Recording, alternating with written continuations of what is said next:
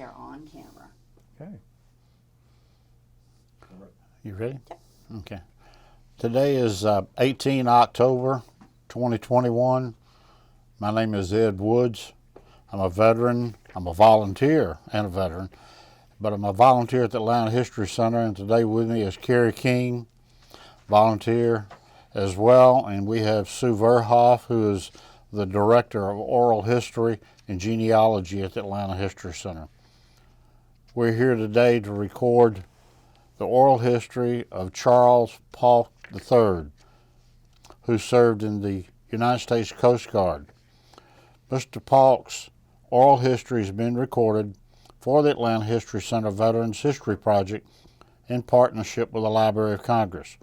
We're honored to have you with us, Mr. Polk, and we really do appreciate you participating in this project. This project's been going on a long time, and you're one of few Coasties, and we appreciate that. We appreciate you taking the time. Glad to be First here. thing I'd like to ask you is, could you give us a little background, if you would please, on where you were born and your education through, and did you enlist or whatever, and give us a little early history of your life before service? Mm-hmm. I was born at Kentucky Baptist Hospital in Louisville, Kentucky in 1951, almost Christmas. And we lived in Louisville all my growing up years in a bunch of different places around town. And when it came time to think about going to college or service, one or the other, that was during the Vietnam years. I graduated in 1969 from high school, Wagner High School up in Louisville. And that high school was probably the top ranked high school in Jefferson County for kids going off to college, and probably 95% of my class went on to college. We didn't have the money to go to college. I didn't have grades high enough to get scholarship money. And so my older brother had done all those things at the high school he went to, and he was 2 years ahead of me and was able to get an appointment to the U.S. Naval Academy in Annapolis. So in 1967, he graduated and went off to there. And after about 8 months there, he decided that was not for him, and he resigned his appointment. And then back then, to do that, they weren't just going to let you go. You had an obligation of time. So he had to finish out a balance of 2 years, which they sent him off as a seaman apprentice, enlisted off to a destroyer which made 2 deployments to Vietnam, the whole east coast of Southwest Asia. And then he came home in 70. And so while he was off in the Navy, I have to back up a little bit and talk about our young years when we would go down in the basement of our grandparents' home where my father grew up. And we knew he had served in World War II, and we thought he had served in the U.S. Navy because his sea bag was down in the basement and it was packed still with his old, what we thought were Navy uniforms. What we didn't know until much, much later, in fact, while he was driving me to the airport on my way off to boot camp in 1969, that's when I found out, my brother found out after that he had actually served in the U.S. Coast Guard in the reserve, which was brand new back in early World War II. And he spent 3 years on active duty out in the Pacific after boot camp as a radioman. And then he came back home, never served anymore in the reserve forces or anything. Went on to finish out his life, getting married and raising us 3 kids. So that's how it was until, like I say, on our way to the airport when he was talking. He may have said it somewhere along the line that he had served in the Coast Guard, but I don't think I ever picked up on it. And it came up in the conversation between the 2 of us in the car, and I went, "You served in the Coast Guard?" And I've been on the waiting list to get in for 8 months now, and it never came up in conversation. And he said, "Yeah, I did. It's just no big deal." And back then, the Coast Guard uniform was just exactly like, we call it the Cracker Jack uniform. for the enlisteds. And the only difference on that uniform was the dress uniform, where you'd wear a cap, and it would look like my dress picture here. And I'll just lift this up and kind of show that to you right there. And that's sort of like the old naval caps around the world. And ours said U.S. Coast Guard across the top. But in our undress uniform that we wore every day, we'd wear the old Dixie cup caps, which is what the Navy always wears in their dress pictures and in their work pictures. So that's why we never knew that. When we'd pull his uniforms out of that sea bag and play with them as kids, we had no idea. We just had no idea. So that was kind of a fun thing on the way off to basic training. Went to Cape May for 9 weeks, 8 of those being training and the first week being forming company. And it was an experience for me because I was still 17 years old and scared out of my wits at what was coming at us. And the Coast Guard basic training, while we were there, had a couple of articles written in the Philadelphia Inquirer that compared the difficulty of our boot camp with the Marines down in Parris Island. And I went, that can't be true. I mean, I know this is difficult, but we all know that the Marines go through the toughest training ever. We just weren't graded totally on our proficiency at shooting people and learning our arms, military arms, and our rifles and pistols and all that well. So the Coast Guard of the 5 services, military services then, was the only one that was not under, and never had been under, the Defense Department or the War Department. It was at that point under the Department of Transportation. Prior to 1967, when DOT was formed, we had been under the Treasury Department since 1790, when the service was formed on August the 4th that year. So under DOT, it's funded differently than the other services. Our missions are different. It's called a multi-mission service. Yes, we do have military mission in wartime, which dates back to World War II, when it was enacted under federal law that should we go into war, then our operational side would be moved and transferred over under the U.S. Navy. And so the Navy had us during World War II, released us back to our own time under the Justice Department. And that's the way we were until I got in, and it continued that way until the era of joint forces, which happened during the first Gulf War in early 1991, late 1990, where we were utilized by the joint commander, who could have been from any one of the 4 other services. And that's the way it is to this day. So it's a little different. And so the multi-mission task involves not just the military part, but day-to-day, what we call our statutory missions. It involves doing all kinds of safety and security things in this country and also in places around the world. For example, when the Gulf War started, the first Persian Gulf War started in August of 1990, we sent 6 of our patrol cutters over there, 110-foot patrol cutters, over to the Persian Gulf. And that's where they are today. They've been there ever since, and they're finally getting replaced by some newer built cutters. So our missions are really worldwide. We do it with around 35 to 40,000 active duty regular Coast Guard people, which is about, as we always do, we always compare it to the New York City Police Department. We're actually a little smaller than the New York City Police Department, to give you an idea of really how small we are, but how widely spread out we are. In addition, the Coast Guard Reserve, which is what I enlisted into, they had at the time about 11 or 12,000 during the Vietnam years. They had as many as 150,000 during World War II when my father was in, and then quickly came back down to very small numbers after that. The reserve side of that started in the 1950s with Congress establishing us with paid billets and all that. And that's what I joined into in 1969.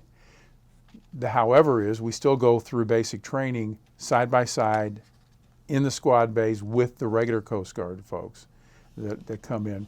And then after we finish that, if you're selected for advanced training, which I was, into an A school down in Yorktown, Virginia, then I went straight to there from basic training, and that was a 13-week school. And then after that was over with, went back home to Louisville to join up with one of several reserve units that they had in town. And then do the once a month training that way, and then you have your civilian side that you start doing whatever you're going to do. So for me, that involved, within a few weeks of coming home, I joined in August, so I came home in early January, just before colleges were starting, and so I decided maybe I better go on to college, which is what I hadn't really wanted to do while I was still in high school. So I ended up getting into Western Kentucky University down in Bowling Green, about an hour, almost 2 hours away from Louisville. And that's where I stayed until 3.5 years later, when I went off to dental school up at the University of Louisville. And that's another whole story we can't get into too much here. But while I was at Western in Bowling Green, I switched my drilling sites from Louisville down to Nashville, Tennessee. So I was in the reserve unit there for the next 3.5 years.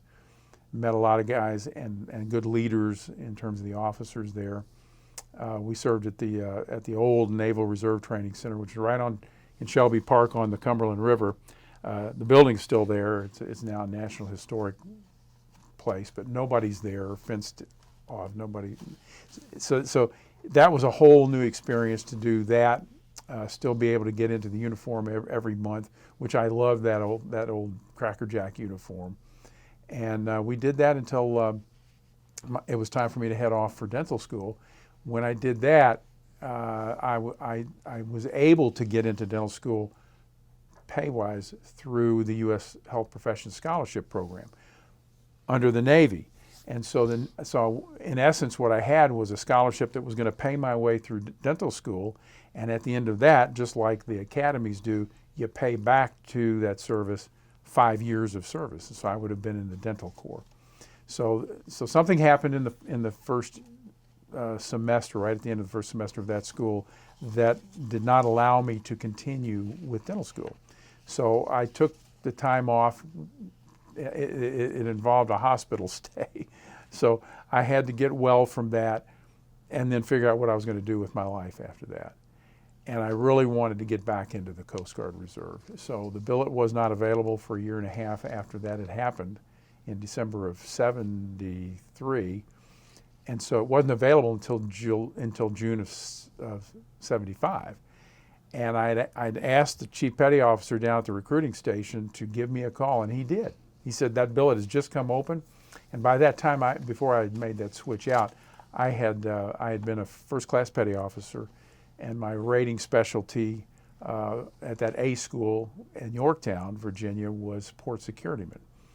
And so I got that back, was able to put it right back on my uniform. And by that time, I had learned the service had changed uniforms, and that's the uniform that people generally see today when Coast Guardsmen are on the news.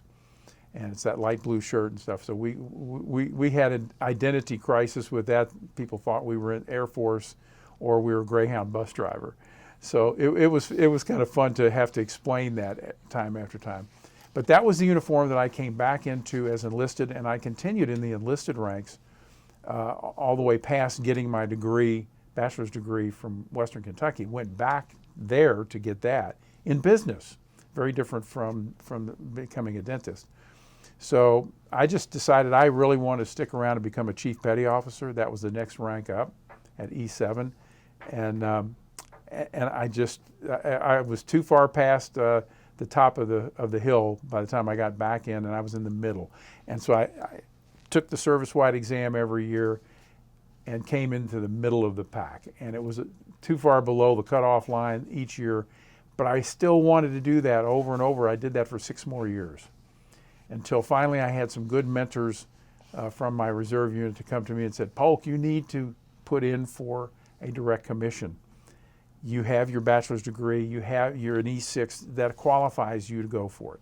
So finally I woke up one morning after I had just gotten married a few months before and said, I think I need to make more money. And so I did. And I went down and got all the papers together and put my application in, and 4 months later, they put the butter bar on me. And my commanding officer at my reserve unit did that. And when you did that back in those days, you had to immediately switch to another unit somewhere else, people who didn't know you as enlisted, and now you're a commissioned officer, and they didn't want to have a problem with that. So I moved from Louisville's unit down to the reserve unit we had down in Owensboro, Kentucky, right on the Ohio River, just like Louisville. Did that for about a year and a half, and then got a position up at Coast Guard headquarters doing emergency planning in a special area in headquarters that did that. And this is for military readiness planning. And I was there for 16 months on active duty with my wife and all, and it was a great experience. During that time, I went from ensign to lieutenant junior grade, which is an 02. And then we had to come back home after it was over and again figure out what to do. Luckily, I was able to get a job at Humana. A lot of people around the Atlanta area know Humana. It's still around. They owned hospitals then, and they were just starting up their group health division with insurance, and that was my background in the civilian world, had been in insurance. So I was with them for another 7 years after that, and in the military reserve side of it, I continued drilling at Owensboro, back at Louisville, Kentucky, and that continued until 1990. Golly, that continued all the way until 90. And I also went up to Cincinnati during that time to be the executive officer of our unit up there once I made lieutenant, or 03. And I was there for about almost 3 years, and then came back to Louisville for about another 2 years doing a different kind of job.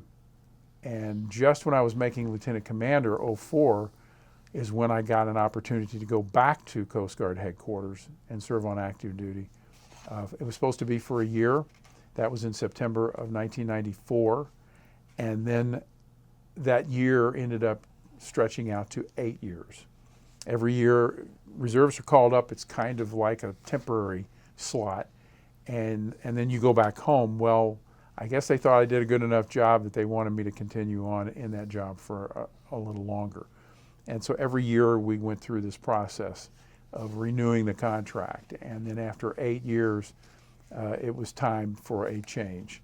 And I was told, good news and bad news. The bad news is you're not going to be here for another year after this. You got to go home. And the good news is we're going to tell you here in December for next September when your contract is up.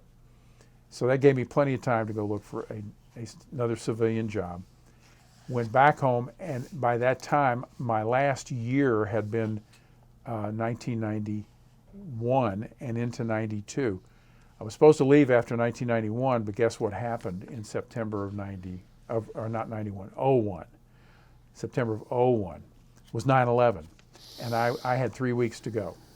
And I didn't have a job yet on the civilian side to go back home to. So it bought me an extra year, in essence. And I was right where I needed to be, the Office of Reserve Affairs, where I'd been at Coast Guard headquarters when we were going through the largest recall of reservists in the history of the Coast Guard Reserve. And I got to be right up there where all the action was happening. Quite an interesting thing. And by the way, our Coast Guard headquarters at that time, it's in a different location now, was right across the river from National Airport, now known as Reagan National Airport, which was just down the Potomac River from the Pentagon. So the folks there, in lots of glass so we could see out, and we faced the west across the river. So the guys are in a meeting and they say, what's all that smoke over there? They already knew what had happened in New York. And then I was actually home that day because I had 3 weeks to go. I was looking for a job, and I was making phone calls and stuff when I got the phone call.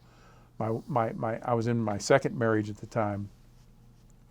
My wife's sister, my wife is from here in Georgia, is why we live here now, and her sister had been in law enforcement here in Georgia for many years, called me and said, have you been seeing what's going on TV?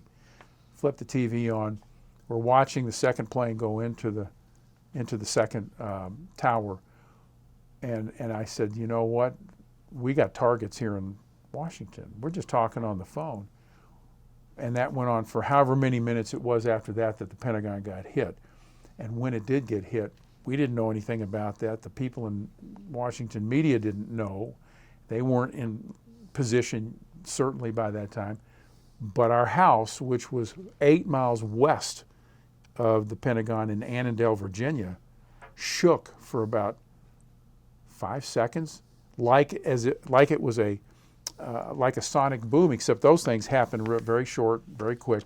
This one reverberated for about 4 or 5 seconds, knocked stuff off of our walls, and of course we heard the boom. And I told her sister, I said, I think the Pentagon just got hit. And sure enough, within minutes, we started seeing that covered.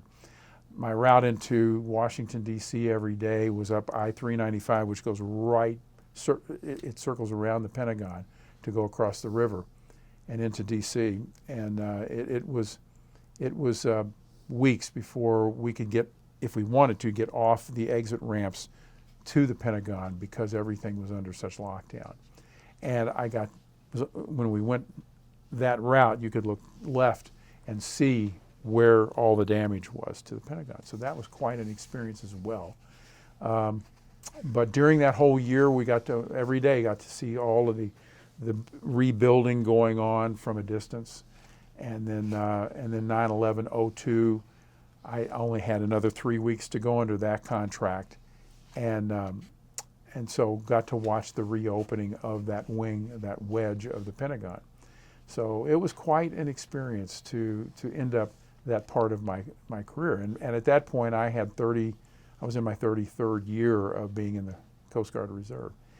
So coming home from that at the end of September of '02 allowed us, all of us who were reservists going off active duty from headquarters in Washington, under the Department of Transportation still, to go over by that time and talk to the people who were creating the new Department of Homeland Security, which was placed under the Department of Transportation. Actually, the Transportation Security Administration, TSA, to be in the airports. So I got a bead on that one to see what job openings were going to be coming up. They were creating the positions at that time, and get management position, hopefully somewhere. And so the rest of that period of time, I went after it. All summer long before that, we'd been going after it. And it turned out, I think I put in 150 resumes off to various airports around the part of the country down here and elsewhere that we wanted to settle. And the one that came through was the one I didn't want and didn't even know I wanted, which was in Little Rock, Arkansas. And so I accepted that. I was offered and accepted that position, and we moved from Washington to Little Rock. Never been to Arkansas, never west of the Mississippi River, and that was an entirely new experience. And I got to fill the senior reserve officer position, which had been empty and vacant in the reserve units in Memphis, Tennessee, which is about 2 hours and 15 minutes or so east of Little Rock. So we bought a house there and settled there. Stayed there for 10 years. The first 8 of those years were with TSA, where we covered not only the Little Rock Airport, but 7 other airports around the state. And the last 5 years of that, I was the Assistant Federal Security Director for screening operations at all of those airports. So all the screening personnel reported up to us. And so a lot of people have various reactions and feelings about TSA and their own personal experiences. It was probably, I would say, I rank it as the hardest position I ever filled in all of my years, and still going off to Memphis every month for my reserve drills, and really since 1990, but much more after 9/11, getting recalled to active duty routinely, which did not make my boss at TSA a happy camper. He was a retired Navy commander, and he skirted the law on how reservists are recalled. You got to let them go, and so I had to go a lot of times because the Coast Guard was. This is another interesting thing between the Coast Guard and the other 4 services. The other 4 services train for war, and that's their primary mission. multi-mission with the Coast Guard means that we have to be ready to be recalled out of the reserve for not just wartime under Title 10 USC, but under Title 14, which is for natural disasters. So that included hurricanes, tornadoes, floods around the Midwest, which is where we were located. And my reporting place was down in 8th Coast Guard District in New Orleans. So my first big recall came in '05 for Hurricane Katrina and Rita, where I got called up in September. I was in the second wave to go in 2 weeks after the hurricane hit New Orleans in the end of August. So I got the last, and I was recalled for 30 days. These are all things that are in law, how long they can recall you for. And so I didn't go to New Orleans. I went to St. Louis, Missouri, because the entire 8th Coast Guard District had been picked up the night before landfall on August the 30th on Coast Guard C-130s. All the active duty people from the district office were, and that's hundreds, were loaded onto those C-130s with all their equipment, all their computers, and they were flown up to St. Louis for months and months and months until they could reopen down in downtown New Orleans at the Federal Building. So I did my time up in St. Louis, closely monitoring what's going on down in the stricken area. So that was quite the experience, to be in touch with all the folks down there that were doing all the response locally, trying to make things work down there and get back open again and safely and all that. After that, various recalls for floods and for primarily hurricanes down in the Texas area, because that was right below Arkansas. And so when I got recalled, it would be in the day or so before landfall of hurricanes that were going to affect Texas. And so I had 5 hurricanes that I went down for that kind of duty and stayed usually for 3 to 4 to 5 days and then come back home. But I would be in the Texas Department of Public Safety headquarters down in Austin, which their emergency command center was the old fallout shelter from the atomic war days, built in the 1950s, 2 floors underground on their DPS campus, which holds like 12 different agencies of the state government down there, including the Texas Rangers, the Texas State Patrol, and all located there. And so the worst one was going to be Hurricane Ike, and Ike was coming due west across the Gulf, and it was due to go right over Austin, that far inland. And so we were buried 2 floors down when landfall occurred, and when it was coming across to us. And I'm at the Coast Guard desk down there and in touch with all of our assets out there, our helicopters, our rescue people in Corpus Christi and in Houston and all of those places there, and reporting all that and coordinating with whatever the state of Texas was doing and the other services, which were all represented there as well. So at the time, by that time, I was a commander in '05, and that gave me a lot of rank to be able to go into the higher level meetings with, including the governor. Rick Perry was the governor during those years, and I got to meet him personally at meetings and such. But Ike, when it came across, interestingly enough, it came across the state and then did a 90-degree right turn going north just before it got to Austin. So we were spared the major damage that it wreaked on everybody. So that was an interesting experience as well. Other emergency recalls took me up to, at one point I was in Kansas City to the FEMA headquarters there, while the command center, while they were going through Midwest floods in '96 or '97, I believe it was, or '06. I'm sorry, I'm 10 years off. '06 or '07. And got to operate there the same way as I did in Texas. The last 2 that I did for natural disasters, actually the last 3, but 2 of the last 3 were actually up in Bismarck, North Dakota. And why Bismarck, North Dakota? It's because the 8th Coast Guard District covers all of the inland rivers to the Canadian border and as far west as out to Colorado and Wyoming and out that way. The Red River which I never paid attention to in my life, is actually the river that separates Minnesota from North and South Dakota. And it's the only body of water that runs north out of our country. Everything else runs south. And so it runs up into Canada, and it's very shallow, but all the ground up there is very flat up in the Dakotas. And so when they have flooding, it doesn't take much to flood a lot. And so you come at the end of a heavy winter with lots of snow and it melts. And then you have another snow and it melts. It's in the springtime. And then they get lots of widespread flooding and people are in dire conditions. And so they'll set up their command center in Bismarck, which is the state capital of North Dakota.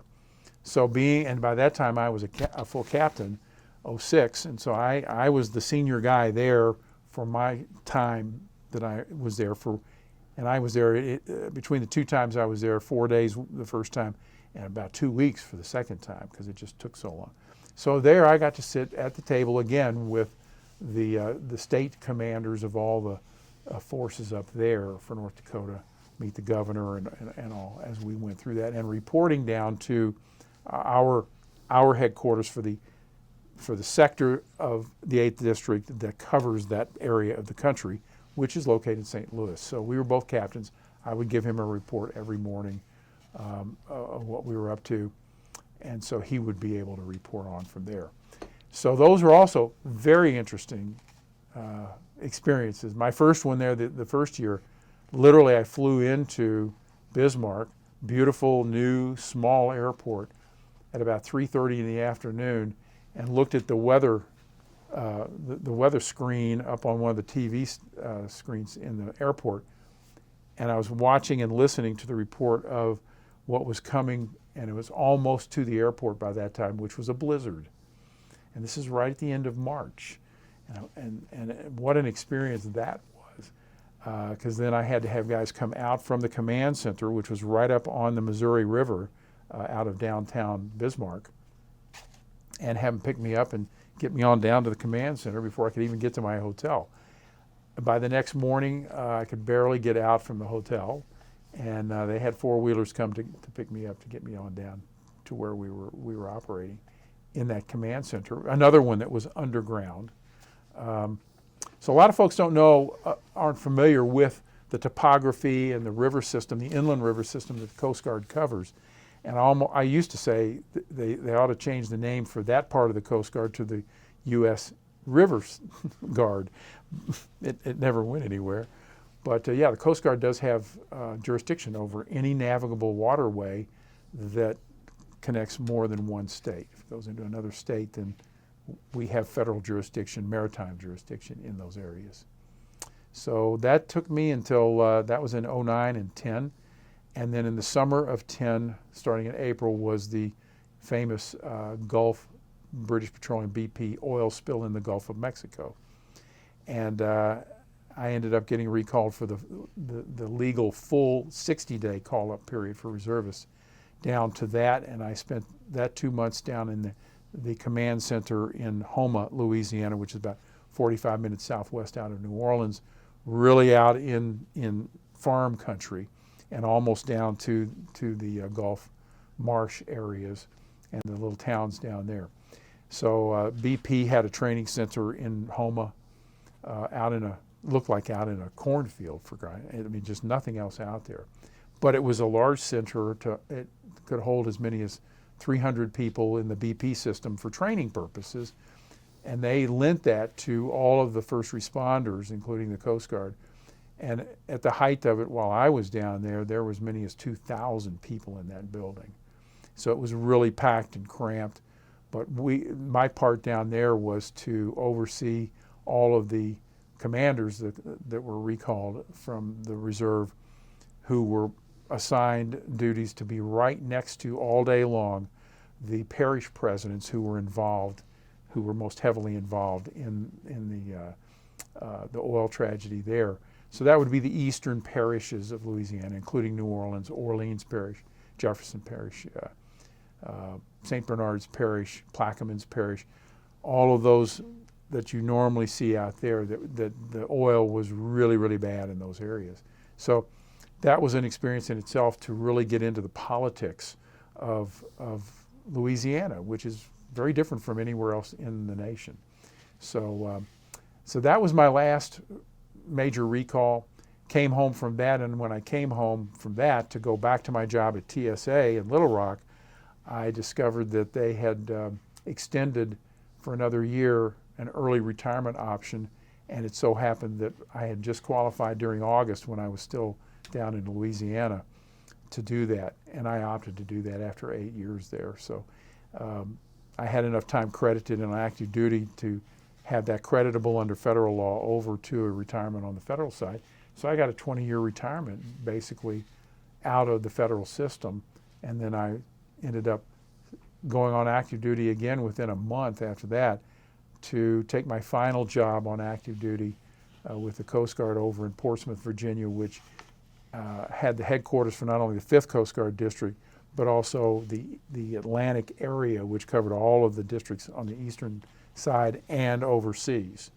So I ended up on a team that was monitoring our cutters that were assigned over in the Persian Gulf for the last 9 months until I turned 60 years old, and also 30 years of commission service, which by law you have to finish after that. So that took me up to September 1st of 2011, and that's when I was able to retire officially after, that was 42 years after I had joined in 1969. So I had that minus the short period that the dental school thing back in the 70s of a break in service. It was actual service time of about 40 years of creditable service. So I retired then, and my wife, who is from East Marietta, or East Cobb in Marietta, Georgia, decided we would come back here to retire. And so we settled in a home that was being built over in Ackworth, which is up I-75 on the way to Chattanooga. And that's where we are to this day. Couldn't be happier. Joined the American Legion Post 304 there in Ackworth, which had just gotten a new post home in 2012 when we moved. And I've been doing stuff with them ever since and loving it. Absolutely. Great post, great people. And that's really my story. You asked Ed to start off with my childhood. Did that take it far enough? No, I'm sitting here. Carrie and I are both born here in Atlanta, so we sort of understand why you want to come back, I think. But yeah, the question I have right now is, and I don't remember. You may have mentioned it. Why did you join the Coast Guard over the Army? And then I did come close, but I really didn't cover that, did I? I don't think, I may have missed it, but I don't think you did. It's funny how things work out. So it's a great question. In the 8th grade, which at that time you all probably, because you're more my age, you might be a little bit older. I don't know. Why'd you point at me? I turned 70 in a couple of months. I'll be 80 next year. Oh my gosh. You are. But I think we still had junior highs back in those days when we were growing up, right? They're called middle schools now. They changed it a year on the grade you enter. But literally in the 7th grade in my English class, we had books to read, and I got what we call landmark books, which were, you could buy a series of them and put them on your shelf. One of them was called Revenue Marine, and I took that one and read it for a book report. And I read remember, I did not know that my dad had served in the Coast Guard. I thought he'd served in the Navy. This was all about the beginnings of the U.S. Coast Guard, which originally in 1790 was called the Revenue Marine. The purpose of the Coast Guard starting then was because in our brand new country, there was too much raiding going on there of our commerce at sea by pirates. And actually the British Navy would do that as well. By 1790, it was getting serious enough, and this is a history lesson for younger folks, but 1790 was the first full year that we had our U.S. Constitution in force.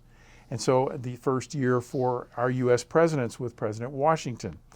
And so the Secretary of the Treasury, who was over all of that loss of revenue that we weren't getting in, approached the president and said, we don't have a Navy. The Continental Navy went out of business after the war was over, the Revolutionary War was over in 1783. And we have no Navy. So they said, we need to get some fast-moving boats built and out there. We won't need very many to be able to go out and start stopping this from happening and actually go to war with the pirates. So they did that by Congress authorizing 10 cutters to be built. Very short, but very swift in the water under sail. And then they had to go about creating this revenue marine, and they created commissioned level officers, billets, and enlisted billets and all of that, with no Navy out there that we could lean on. And that's the way it existed until the United States Navy came into being, resurrected from the Continental Navy. Not until 1794 was it authorized by Congress. I think it was 1796 or 8. I'd have to ask my sailor friends about that, when they started getting ships built and a real Navy being built. So that's how we got started. And that was all in that Revenue Marine book. It later changed names to the Revenue Cutter Service because we called them cutters. They were fast-moving. That's what we called fast-moving ships, small ships. And so it was the U.S. RCS all the way until right during World War I.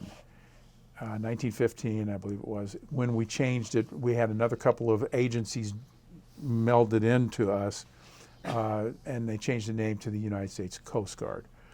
So reading that book, I became enamored with this Revenue Marine, and that it was currently the Coast Guard. And they had real stories of things that happened against the Seminole tribe down in Florida, because we were kind of at war with them for a period of time. And it was off the coast of Florida. It was the Revenue Marine that would go down there to send people ashore. We didn't have the Marines. Again, the Marines, the same thing.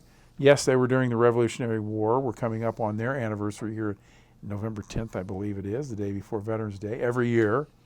And we didn't have those Marines to use, so we had to use our people. And so it was a deadly, very risky business to be in back then.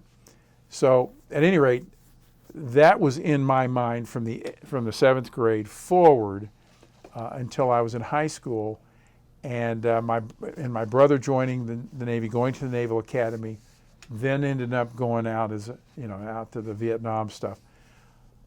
I followed all that, and of course he was my hero, and I decided that I was going to join the Navy as well, because we didn't have money for college, right? So that's what I decided I would do, was to join the Navy.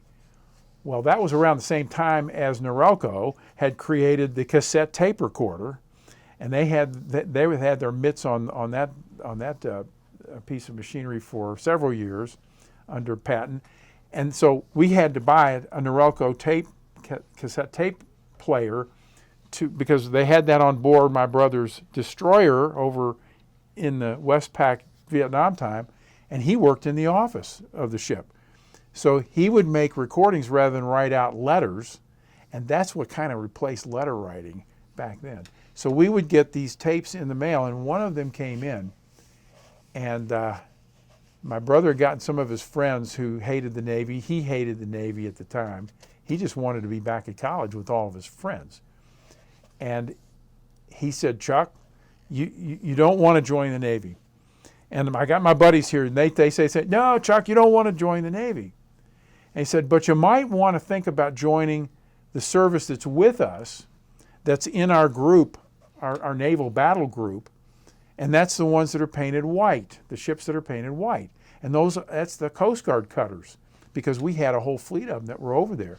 It was called Operation Market Time, as I learned later, that we participated in Vietnam as well, in the waters off there. In riverine patrols, we had our 82-foot patrol cutters that were sent over there, ended up being given over to the South Vietnamese Navy before they went under. So I didn't know anything about any of this. So I look into it, and he says, now the Coast Guard, if you're going to join one, don't do the Navy, do the Coast Guard, because of all the other stuff that they do. So that was getting close to Christmas of my senior year in high school, December 68. And I decided, maybe I'll go look into that.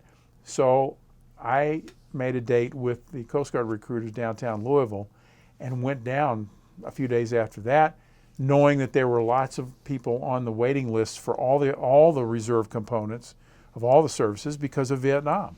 A lot of guys didn't want, if they were going to school, to college, you could get deferments until you were out of school. But if something happened and you weren't in school anymore, you'd be 1A on the draft, and likely you're going with the Army, and likely you'd be going over to Vietnam. So there was always a long waiting list in all the other services for that. The Coast Guard was no exception. So when I went down there, they said it's a long wait, and I said, well, I'm not going to college, so put my name on both lists: the regular Coast Guard for 4-year enlistment and the reserve, whichever one comes up first. So for months and months, I was way ahead on the active duty list, and he would call me and let me know where I was every month. And so we're getting into the summertime now, right after high school graduation, and the moon landing is coming up in July with Neil Armstrong and company. And so we're kind of watching that, and right when that was happening, and I want to say it was July 23rd, while they were on their way back from the moon, is when I got the phone call from the recruiter who said, well, interestingly enough, the good news is I got a date for you at boot camp in Cape May, but it will be on the reserve side and not on the active duty regular side. And the reason is because the guys that were ahead of you on the active side failed their physical exam, they did this or whatever, they withdrew their name, got in another service or whatever it was. And now my name is closest on the reserve side. And I was so ready by the middle of summer after high school to get out of the house. I said, I'll take it. And so that's what determined it. And my ASVAB scores, which is the Armed Services Vocational Aptitude Test that you take to see what you might qualify for in a specialty, I ranked high enough on that. I was able to qualify for a good A school, which turned out to be the Port Securityman A school down in Yorktown, as long as I got through boot camp in the regular 8-week time frame. So that's what got me into the Coast Guard, to answer your question. And then, like I say, by the time I was in boot camp, I knew where my dad had really served. And so I could tell people that it's because my dad served in the Coast Guard, but that really wasn't in the picture. It was because of my brother being in the Navy, and that's what enamored me then. But then reaching back, once I learned about the Coast Guard part, I thought back to that book, Revenue Marine, that I had read all those years before, and said, I'm going into the right service. They're going to teach us how to save lives, not take them, not realizing they were also at war over in Vietnam. And that's how it happened. Very, very interesting story, quite honestly. And I, myself, like probably most people, see Coast Guard rescuing people offshore of somewhere, either in Alaska or fishing for tuna out wherever, doing something. I lived in Virginia Beach for 12 years, so I saw the Coast Guard there quite a bit, doing things that I'd love to have done in the service, getting people off boats or making sure the girls had on enough equipment and whatever. Me and you crossed paths many times not knowing that. And I'm just impressed with not only your story, but the fact that what all you did. I mean, I'm amazed, really. Well, just I mentioned this before we came in here for the videoing, that a lot of it is good fortune to last as long as I was allowed to last. I was given great opportunities. You kind of ride waves through time, and the guys that went in, and gals now, that get into service, and they're only in for 2 or 4 years, or maybe even 8 years, a couple of hitches, you're not really in long enough to see the ups and the downs of the service. And so when you get out, that's like a snapshot of time, in time, the way the service was when you got out and your period while you were in. I was in long enough to see lots of ups and downs through decades, and it really helps you to see the bigger picture. And I will tell you, this is going to lead into another piece, if I may. Another piece of this was when I went through basic training, and yes, we knew after about a week of basic training that we had been fortunate enough to get a really, really good company commander who was there to teach us and not just to be me. He could yell and scream, yes, and he could make us do lots of push-ups, yes, but it was really to teach us lessons that would serve us later on in the Coast Guard. Today, and for several decades now, the Coast Guard now has a company commander school that you have to graduate from, and there's a washout rate there. You have to have a certain temperament. You have to be able to yell and scream, yes.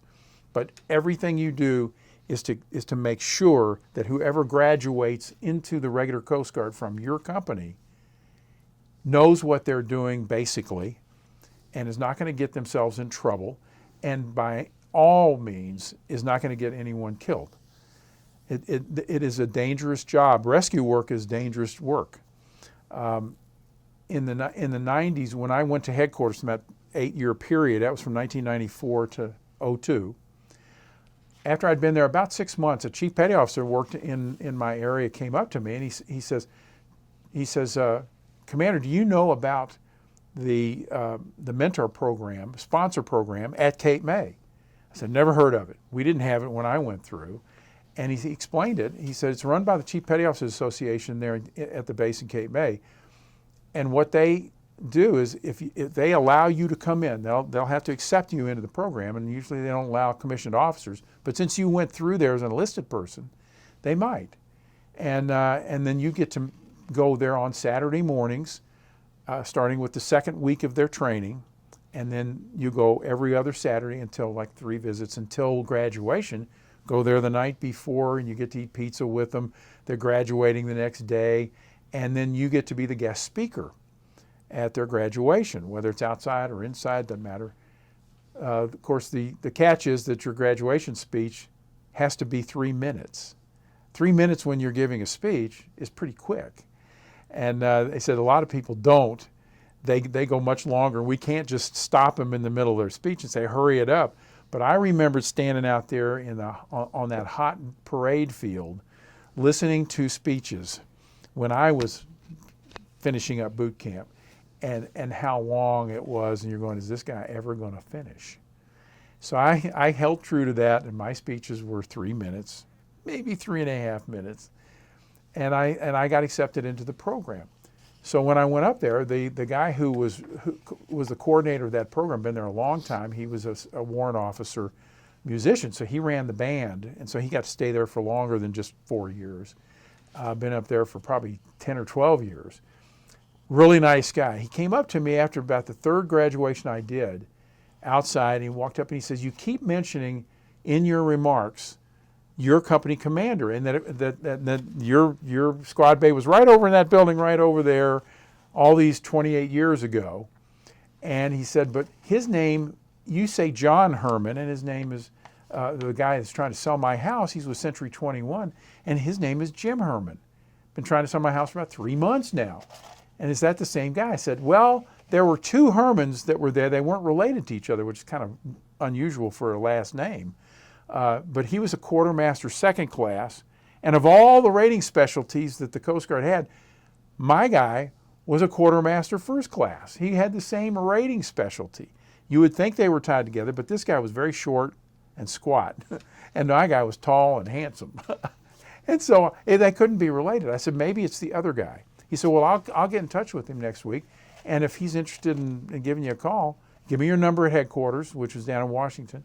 It's like a 4-hour trip away, and he might call you. So the following Thursday, I got a phone call, and it was him, and I could tell because he was from Philadelphia and had the used guys way of talking, and it was still there in his voice. And I said, it is you. It's Quartermaster Herb. He said, well, I finished up as a warrant officer, but Yeah, I finished up in 1981, like 12 years later. But he'd already put through, we were his 10th company of recruits to go through.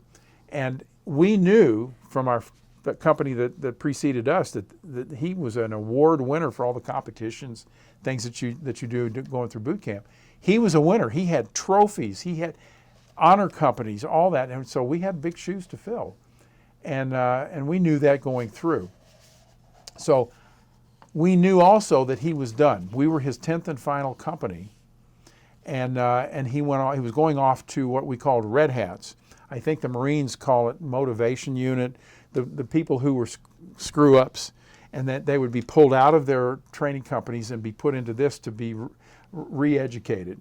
And that was not fun to go into those things. So we called them red hats because our old Navy uniforms were, the work uniform was like the Navy, a chambray shirt and dungarees, the white hat. Well, they would take the white hats, the Dixie Cup hats, and they'd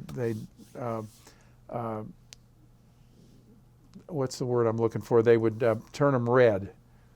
And they would take their white guard belts and do the same thing. And their white leggings, and they would turn them red. So we called them red hats. He was supposed to go and take over from a first-class petty officer who had been doing that, who was particularly a mean guy. He was giving it up, and so Quartermaster Herman was going to be taking that one over. And as we found out, actually a lot later than that he really never fit that because he couldn't be that mean. When he got mean, it was for a reason. It wasn't just to be mean, like so many of them seemed to be back in those days. And so he quit sometime after we graduated and gone off, and we didn't know what had happened to him. But it turned out he had quit that and then taken over the honor guard. And the honor guard were the recruits that were selected to go out and march with their rifles and do all the stuff that you usually see Marines doing, who do exceedingly well. And our kids were recruits, and they did a pretty good job under him. So he did that for a period of time until an opening came up. And he was trying to make chief petty officer as well during that time. And he and another company commander had become really good friends. And this was another very good company commander. We knew about his companies and stuff as well. And they both got orders to the U.S. Coast Guard cutter Jarvis, which was one of our new 378-foot high-endurance cutters that was stationed out in Honolulu, Hawaii at that time. And they both got put on board there. He was a bosun's mate. Jim was a quartermaster. So he headed up as a brand new, he just made chief, brand new chief. He was in charge of all the quartermasters. And those guys sat on the bridge, and they had to put up all the signal flags. They did the communicating. They did finding out where they were located in the ocean when they were out on patrol. And so it was a big job. And so that's what they did for the next 4-year tour. And Jim, it turned out, he missed doing the recruit training so much that he opted to come back and do it again in Cape May. And he did that for the next period of time, put through another 9 companies. So he did 19 recruit companies before he finally finished up when he made warrant officer, and he had to do something different. But he stayed in Cape May at the command there until it was time to retire in 1981. So that's what I learned all of this much, much later when that phone call came, and we decided the next time I get a company assigned to sponsor, I'll make a trip up there, obviously, to start that, and I'll come over and I'll see you at your Century 21 office. So that's what I did. And I had a bundle of stuff that I still had from my early recruit days. Took them all over to his place. The moment I walked in the office, I thought, well, as soon as I see him, I'm going to say, "Get down, Herman, and give me 25. Oh, no. He was in what had been a house. I parked way across the street, and I got out, and I'm in uniform, and he saw me coming in through these big windows that he had. I didn't see him. So the moment I walked in the door, I heard that Philadelphia accent, and he said, "Get down, Polk, and give me 25. And I dropped everything I had, and I got down and assumed the position, and then got back. There was a young couple nearby there for a real estate appointment, and they went, "What in the world are we getting ourselves into here?" we had the greatest next couple of hours ever. And he pulled out a couple of big binders, and he showed me, and I just dropped these. He showed me the two pictures that the companies get. Here we go. Get taken while we're in boot camp, and one is of us marching, and the other is of us standing up. And can we see that? Yes, yes. There we go. And you see where I am in that company, and where that other circle is Quartermaster First Class Herman. And so he had that, and the other photo, which was of us marching, and pulled him out of a notebook that he had of his 19 companies, and showed it to me, and I was just dumbfounded. And he said his wife had put those together for him through the years. They just lived near the base, off base, and as the kids were growing up and all. And so that was a great point of discussion for that. Well, I needed to get on back to the base because the company that I was taking over was forming that afternoon.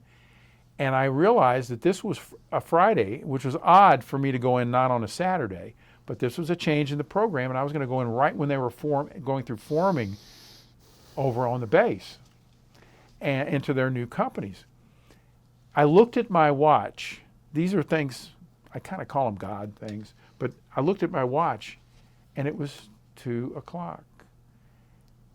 All of the graduations I was attending and being guest speaker at in the previous couple of years were at 11 o'clock on Friday mornings.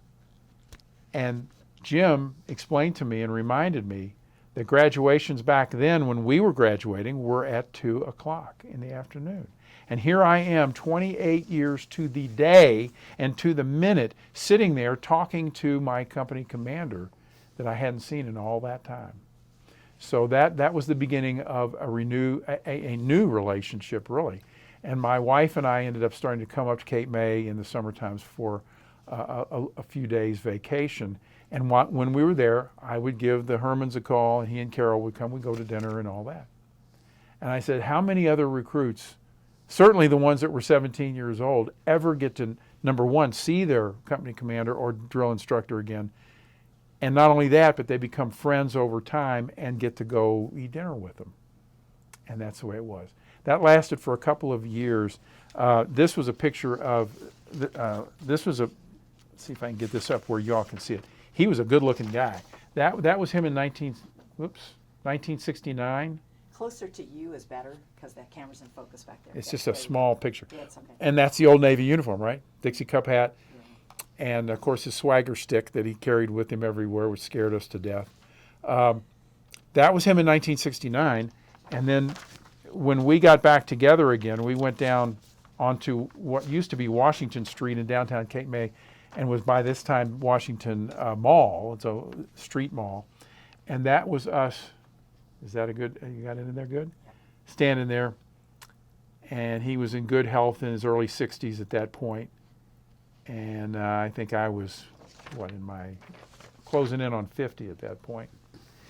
So that lasted for a good couple of years until I didn't get a phone call. I couldn't get a hold of him around Christmas time.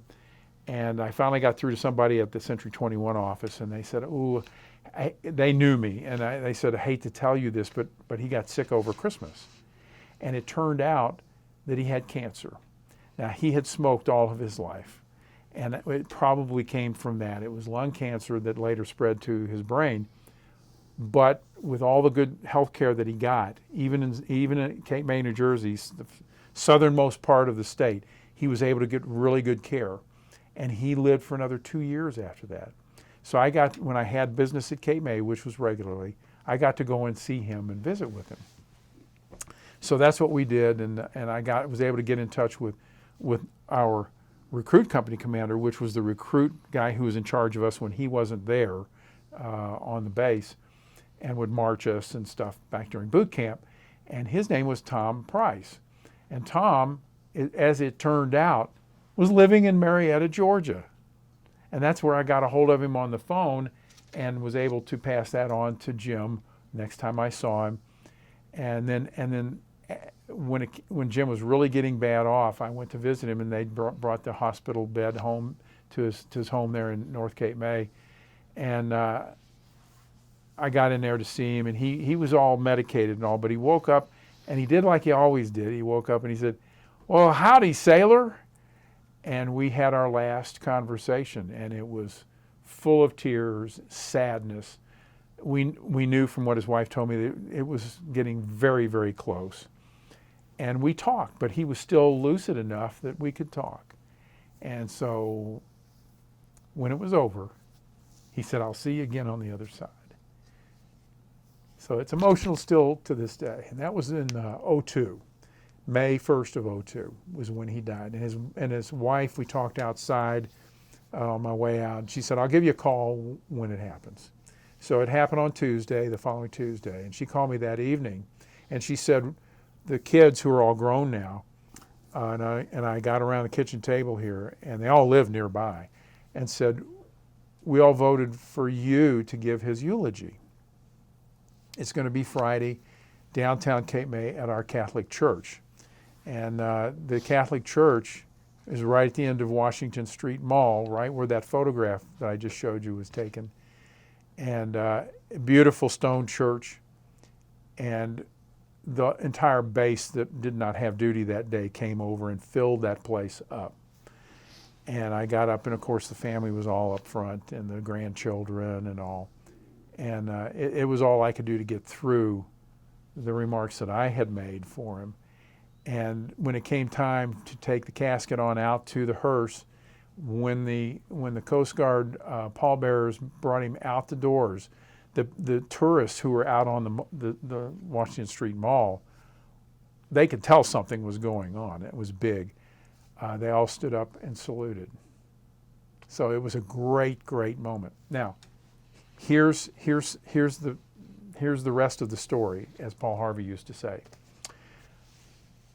I had told the family about the gifts that recruit companies always give their company commanders, their drill instructors, when it's time to graduate.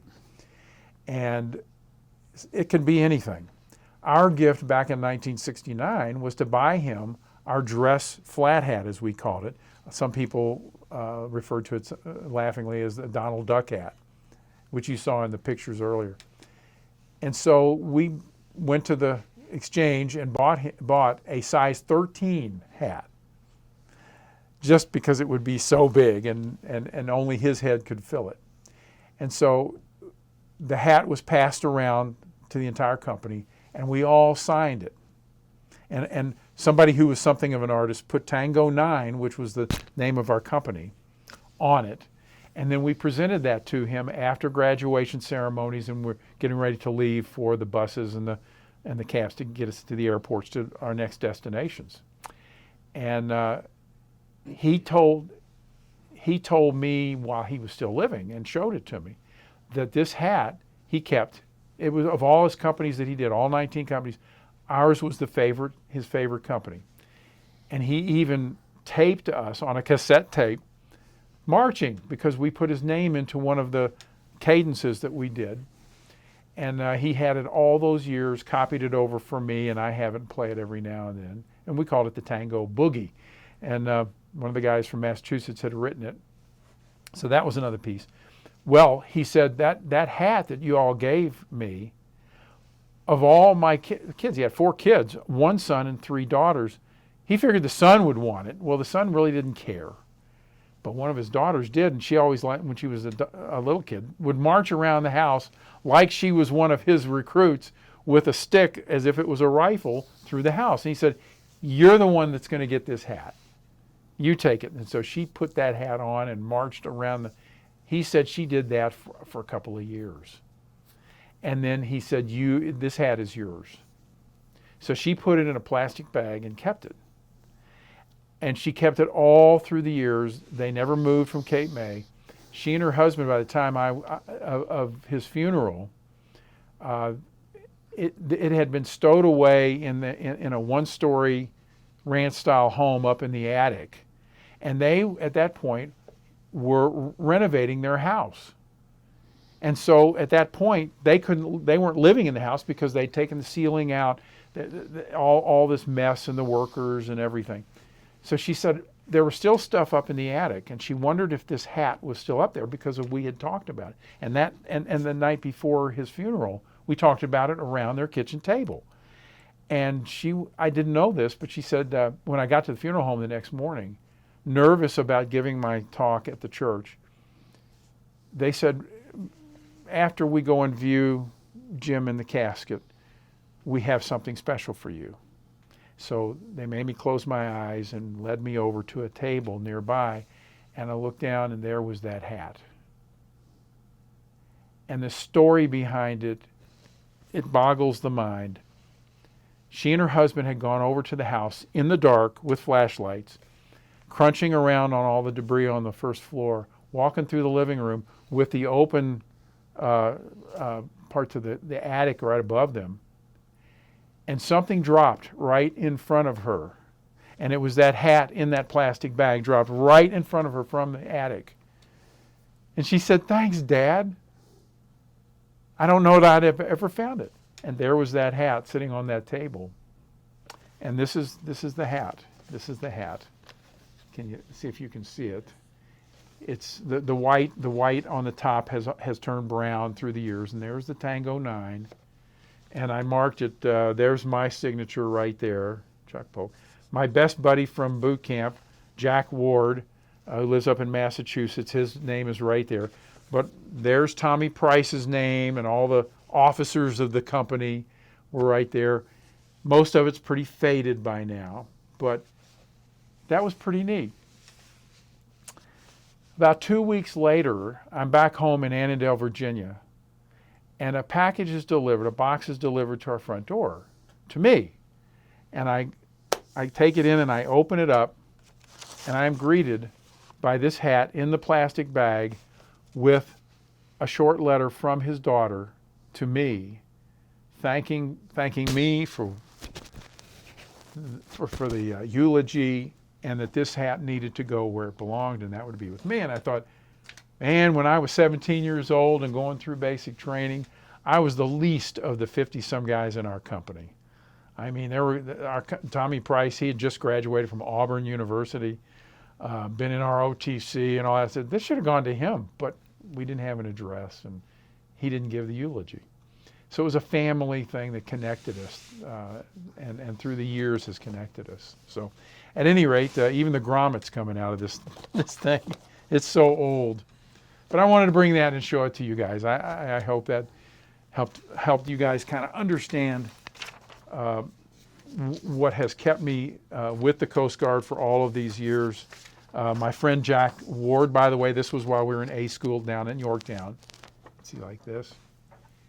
And that's me on the left and Jack on the right.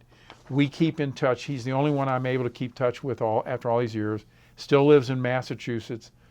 He just retired, but every birthday, his birthday in June, mine in December, we write each other and maybe send a card or two. And he's raised his family, and it's just been a great, I always said, a lifetime tour. Of all the civilian jobs that I had through the years, none of them lasted anywhere like this one would. I said, this job with the Coast Guard, it has survived everything, even my first marriage and into my second marriage, which I've been at for 35 years now. So the Coast Guard all the way. And people that I've met, that, as I always say, that's the hardest thing to leave, is the friends that you made. And the 8 years at Coast Guard headquarters there toward the end, I get emails now from buddies. We call us FFLs, the ones that keep in touch with each other, friends for life. So we're all a bunch of FFLs. Ed, I know that's another long answer to your question. No, that's fine. That's fine. I've been married for 56 years. I'm used to long answers. I don't know about Kerry. Have you got anything you would? I don't know. It was just a great story. It really was. It was very involved. In I read your notes and everything on your bio, and I was just sort of blown away by it. Kerry and I both served before you did, so it was a little different, but not a lot, in that we had people we had to look up to. Sue, you got anything? Are you comfortable? I'm just really thrilled that you came in and did this, because nobody in the world, I don't think, would think about a Coast Guard service in Bismarck, North Dakota. I mean, that's, you just you don't think of those things. No. A couple of quick questions though. When you were drilling, not active duty, but when you were doing your reserve once a month thing, there in Tennessee, right? Different places, Louisville, Owensboro, places. Nashville. What would be a typical day on your 2-week? I guess you did it for 2 weeks in the summer, kind of thing. What would be a typical day? What kinds of things would you do During the 2 weeks or during the drills? During the 2 weeks. During the 2 weeks we had mobilization sites. Okay. The system was a mobilization system, they called it, and it was run Coast Guard Reserve wide and then broken up into the Coast Guard districts.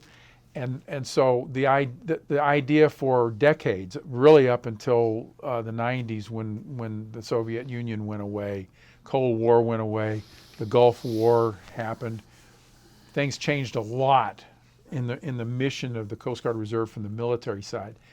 But prior to that, in the mobilization system, the idea was, and this is really a World War II, it was born out of World War II experiences, that regular Coast Guard people assigned to the main missions of the Coast Guard at the coast, the coastal stations, would forward deploy overseas. Right. And then somebody had to fill their spots back home, and that would be the reservists from wherever they came from. And the reserve units, the paid billeted reserve units that happened back in the 1950s, were formed wherever there were enough Coast Guard people to form up a reserve unit. So it was often people coming off active duty back home to Nebraska or Kentucky or Tennessee or Atlanta, wherever it was, in places you wouldn't expect the Coast Guard to be. There would be enough of them to get together and officially establish and commission a reserve unit. And so that's how it worked for decades. And so that's why we had, now the Ohio River, where Louisville and Owensboro and Paducah and those places were, and on down the Mississippi River, those were places you'd expect some kind of service to be in. That would be the Coast Guard regulars had stations all up and down those places. Those were rescue stations for water disasters and things like that. So those are natural places to go, but you wouldn't expect to go to Denver, Colorado, or Salt Lake City, Utah, or Las Vegas, Nevada, and find Coast Guard Reserve units. But they existed.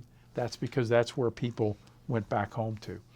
And so when the things happened that changed our world in the 90s, the decision was made by our commandant in 1994. Just about the time I was going up to headquarters for that 8-year run, he decided it would be best to get out ahead of what Congress would probably do to us, to say, we run 2 administrative systems, we run 2 reserve side, active duty side. It's a waste of money. We need to put everything together, and that includes getting rid of the Coast Guard reserve elements out there, the reserve units that exist where we don't have any active duty presence. And so what we need to do is to meld them in with the active commands that are out there now. And so reservists who are in places like Denver, Colorado, would have to decide, I'm going to stick with this, but I'm going to have to affiliate every month with an active command on the West Coast, let's say, or a river unit up and down the river systems.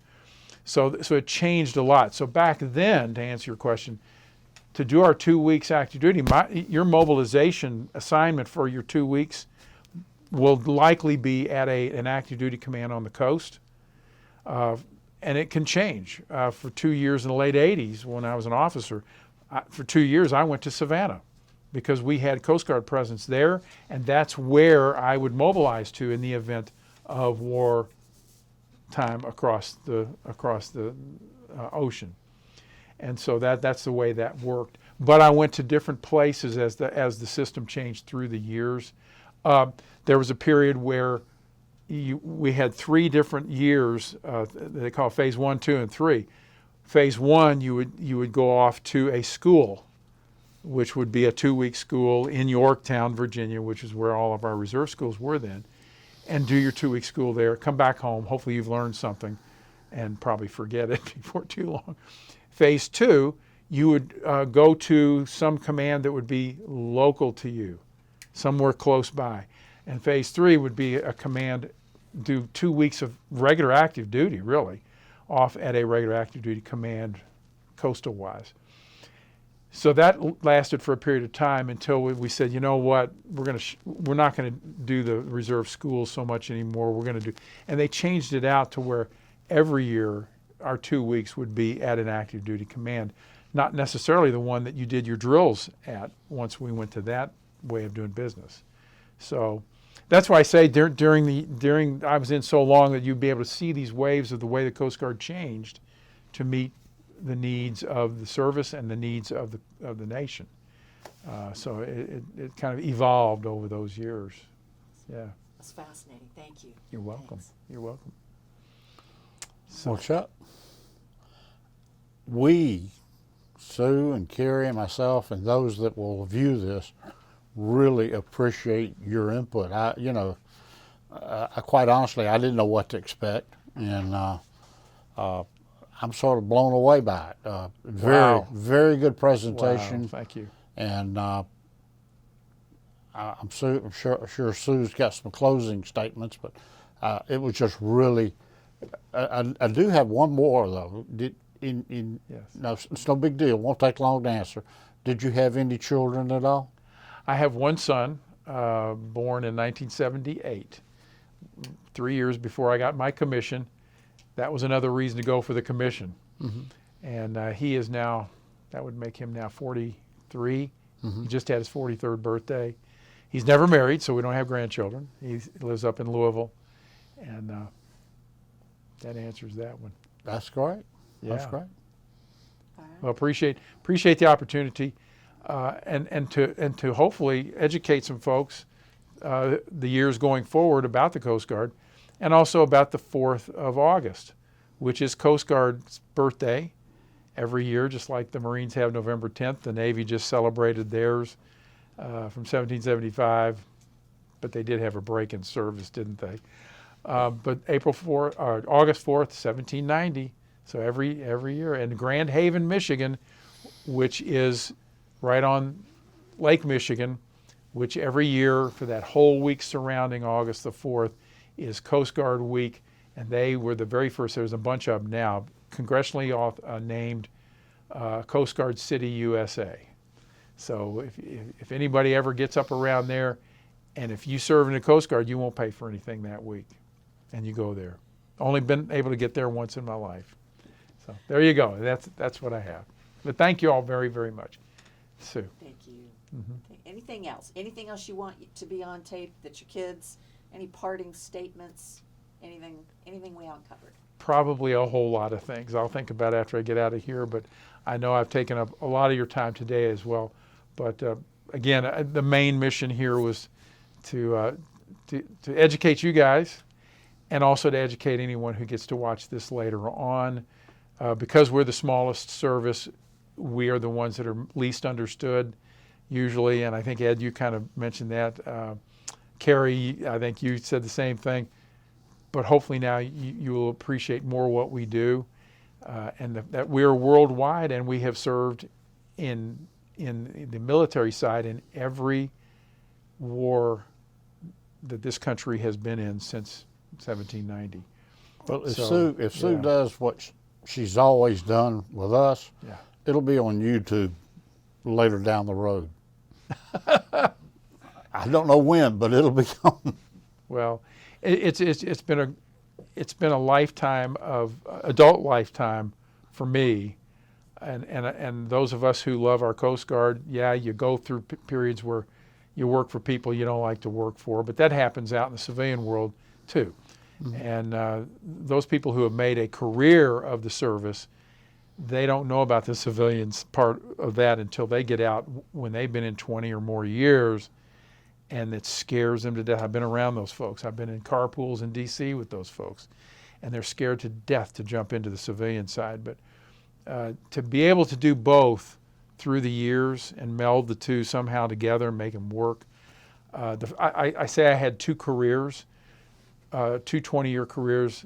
The first 20 years, 21, 22 years that I was in before the Persian Gulf, First War, and Soviet Union, all that stuff, we really did what you were suggesting, Sue, which was going to our drills every month, which were Saturday and Sunday, and for a long time not doing a whole lot, the 2 weeks a year, and not a whole lot more than that. There were opportunities where here and there we could do some more active duty.